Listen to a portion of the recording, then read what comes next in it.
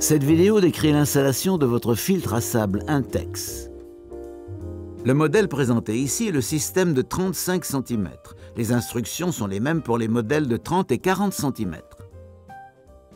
Le filtre est facile à installer, mais vous devez suivre attentivement toutes les instructions et recommandations présentées dans cette vidéo et dans le manuel, sous peine de causer un accident ou des dégâts matériels.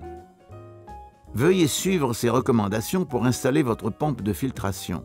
Choisissez son emplacement avec soin. Une fois le réservoir rempli de sable, il sera lourd et difficile à déplacer. La pompe de filtration doit se trouver aussi loin de la piscine que le permettent les tuyaux. Ne placez rien près de la pompe qui puisse gêner la circulation de l'air car celle-ci est essentielle au refroidissement du moteur. Mettez la pompe en marche uniquement s'il y a suffisamment d'eau dans la piscine. N'utilisez pas la pompe s'il y a des personnes dans la piscine. La pompe doit être installée à proximité d'une prise électrique et à au moins 3,50 m de la piscine. La pompe doit pouvoir être branchée dans la prise sans rallonge. Utilisez seulement une prise électrique protégée par un DDFT ou un DDR. Si la prise déclenche régulièrement le disjoncteur, corrigez le problème avant d'utiliser la pompe. Vous aurez aussi besoin d'un tournevis à tête cruciforme, d'une plateforme plane et stable ne vibrant pas sur laquelle vous installerez le système et de sable de silice numéro 20 ou de verre. N'utilisez pas de sable synthétique. Gardez le sable ou le verre hors de portée des enfants pour éviter que de la poussière de sable ou de verre ne vole, car elle peut irriter les yeux et les poumons. Commencez par retirer la pompe et tous les accessoires de leur emballage. Inspectez-les, y compris les latéraux sous le réservoir à sable, pour vous assurer qu'ils sont intacts. N'assemblez pas la pompe si des pièces sont endommagées ou manquantes. Pour des pièces de rechange, veuillez visiter notre site web à intexcorp.com. Placez la plateforme à mi-chemin entre vannes à piston de la piscine et aussi loin de celle-ci que le permettent les tuyaux, afin que la pompe ne puisse pas servir à grimper dans la piscine. La plateforme doit être posée sur une surface plane et compacte. Placez la base du réservoir sur la plateforme comme montré dans la vidéo, puis posez le réservoir sur la base. Le bouchon de vidange ne doit pas être tourné vers le centre de la plateforme. Posez le bloc moteur de la pompe sur le réservoir comme montré.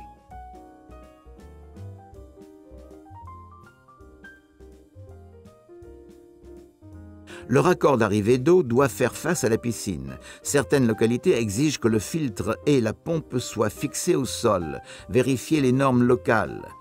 Repérez le boîtier du pré-filtre piège à feuilles, dévissez le collier du boîtier dans le sens inverse des aiguilles d'une montre, retirez le couvercle et le joint torique et sortez l'écrou et le panier du boîtier. Poussez complètement le boîtier du piège à feuilles contre le raccord d'arrivée d'eau du moteur. Vissez-le fermement à la main avec l'écrou du boîtier.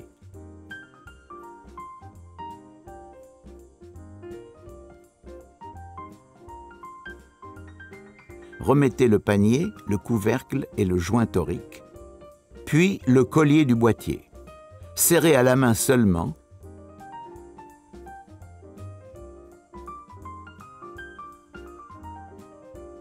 Serrez la soupape d'évacuation de l'air sur le dessus du piège à feuilles. Attachez les 2 tuyaux de la pompe de filtration aux vannes à piston de la piscine. Glissez les tuyaux sur les vannes et fixez-les à l'aide des écrous montés. Vissez fermement, mais sans trop serrer. Assurez-vous que les 2 vannes à piston ont été mises en position fermée. Fixez l'autre tuyau à la vanne à piston, située plus bas sur votre droite, et au raccord d'arrivée du piège à feuilles. Serrez l'écrou monté. À l'aide du tournevis à tête cruciforme, dévissez l'un des boulons de la pince sur le dessus du réservoir et retirez la pince. Sortez le tube de l'intérieur du réservoir pour voir les niveaux minimum et maximum inscrits dessus. La quantité de sable versée dans le réservoir devra être entre ces 2 lignes. Remettez le tube en place. Veillez à ce qu'il soit bien positionné au centre et au fond du réservoir. Mettez le pare-sable sur le haut du réservoir pour éviter que du sable n'entre dans le tube, car cela nuirait au bon fonctionnement du filtre. Consultez le tableau dans le manuel pour savoir quelle quantité de support filtrant utiliser pour votre pompe. Versez lentement la moitié de la quantité de sable recommandée dans le réservoir. Retirez avec précaution le pare-sable pour éviter que du sable n'entre dans le tube. Répartissez le sable uniformément à l'intérieur du réservoir. Ajoutez-y un peu d'eau pour fixer le sable avant d'en ajouter plus. Remettez le pare-sable en place. Continuez de remplir le réservoir de sable jusqu'à un niveau compris entre les lignes minimum et maximum du tube. Retirez le pare-sable et répartissez le sable.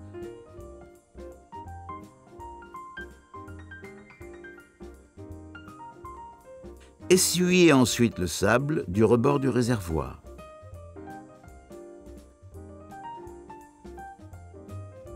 Veuillez consulter votre manuel pendant l'installation de la valve à 6 voies. Une mauvaise installation peut présenter des dangers. Abaissez avec précaution la valve à 6 voies sur le réservoir en veillant à ce que le tube intérieur du réservoir entre bien dans la soupape de dérivation située sous la valve. La valve à 6 voies comprend 3 raccords. Positionnez la valve de manière à ce que le raccord doté du capuchon qui sert à l'évacuation soit à l'opposé de la piscine. Le raccord d'entrée d'eau est alors face au moteur et le raccord de sortie d'eau face à la piscine. Pour fixer la valve à 6 voies au réservoir, installez le collier sur le rebord du réservoir et la bride de la valve après avoir retiré un boulon. Remettez le boulon et serrez avec un tournevis à tête cruciforme.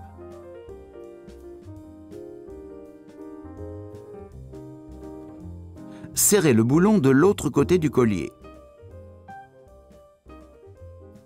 Assurez-vous que les joints toriques en forme de L sont installés dans le raccord de sortie du moteur et dans le raccord d'entrée de la valve à 6 voies. Fixez le tuyau court fourni à ces 2 raccords et serrez les écrous. Ne serrez pas trop.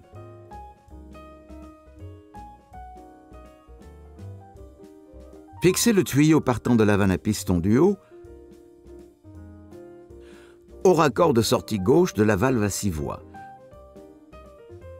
Revérifiez que les vannes à piston sont bien fermées.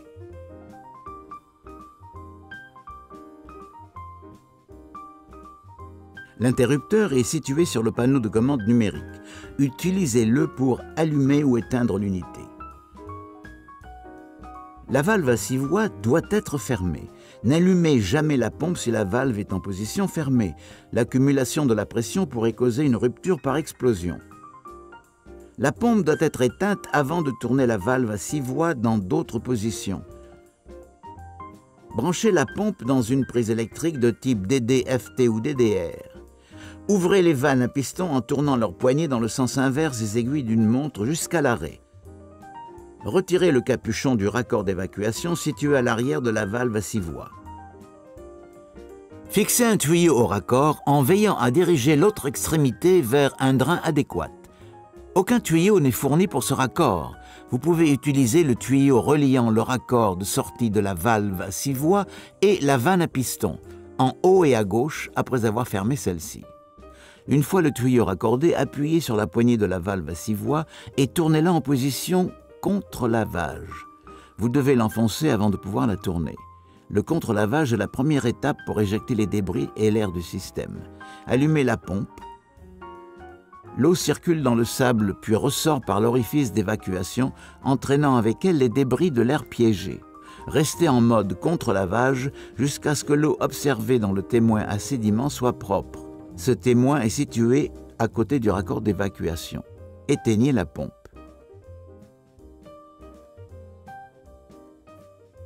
Tournez la poignée de la valve à 6 voies en position rinçage. Allumez la pompe et faites-la fonctionner 1 minute pour égaliser le sable. Éteignez la pompe. Retirez le tuyau du raccord d'évacuation et remettez le capuchon en place.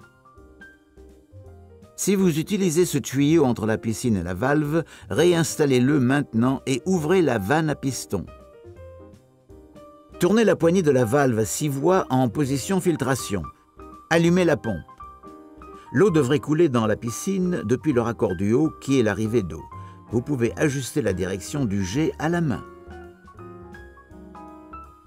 S'il y a de l'air dans le préfiltre piège à feuilles, vérifiez si tous les raccords sont bien serrés, desserrez la soupape d'évacuation de l'air sur le piège à feuilles jusqu'à ce que l'eau s'écoule, puis resserrez la soupape. Si nécessaire, suivez la même procédure avec la soupape d'évacuation située sur le piège à feuilles. Notez la pression indiquée sur le manomètre. Le manomètre se trouve sur la valve à 6 voies à côté du témoin à sédiments. Au fur et à mesure que le filtre nettoiera l'eau, les débris s'accumuleront dans le sable et la pression augmentera dans le réservoir. Vérifiez souvent le manomètre. Si la flèche est dans la zone jaune, un contre-lavage sera nécessaire. Le minuteur situé sur le panneau de commande numérique permet de faire fonctionner la pompe automatiquement à la même heure et pour la même durée tous les jours. Pour l'utiliser, vous devez d'abord déverrouiller le système. Maintenez le boulon verrouillage-déverrouillage enfoncé jusqu'à ce que les chiffres se mettent à clignoter sur l'écran. Utilisez alors le bouton du chronomètre pour régler le nombre d'heures désirées. Chaque pression sur ce bouton augmente la durée de fonctionnement d'1 heure. 12 heures étant le maximum. Consultez la table des durées de fonctionnement dans le manuel pour voir la durée recommandée pour votre piscine. Une fois le minuteur réglé, prévenez tout changement non autorisé du cycle de fonctionnement en verrouillant le système. Pendant que le nombre d'heures clignote encore sur l'écran, appuyez sur le double bouton de verrouillage jusqu'à ce qu'un bip se fasse entendre. Sinon, le système se verrouille automatiquement après 10 secondes d'inactivité. Lorsque le système est verrouillé, le chiffre affiché à l'écran s'arrête de clignoter. Pour modifier de nouveau le réglage, appuyez simplement sur le bouton « Verrouillage-déverrouillage » pour déverrouiller le système. Le minuteur intégré activera alors la pompe de filtration à sable à la même heure tous les jours et pour la durée que vous avez réglée. Mettez le système hors tension pour éteindre le minuteur. Pour allumer la pompe de filtration à sable manuellement, appuyez sur l'interrupteur, puis sur le bouton verrouillage-déverrouillage et continuez d'appuyer sur le bouton du minuteur pour faire défiler les réglages à l'écran jusqu'à ce que le FP s'affiche. Cela signifie que le minuteur est éteint et que la pompe fonctionne de manière continue.